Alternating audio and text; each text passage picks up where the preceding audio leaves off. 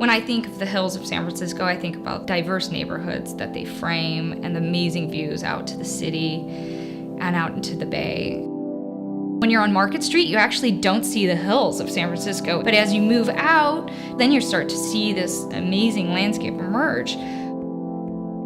Peak Experience is comprised of 3 rubberized mounds that represent the hills of San Francisco. The design process for Peak Experience has really started off with extensive research about the hills of San Francisco.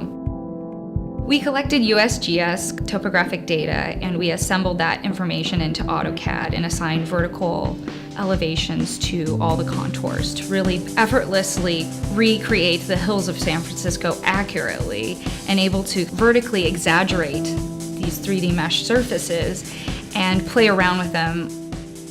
For me, what's interesting about Peak Experience is the idea about stripping off the urban fabric and really showing the true forms of these hills.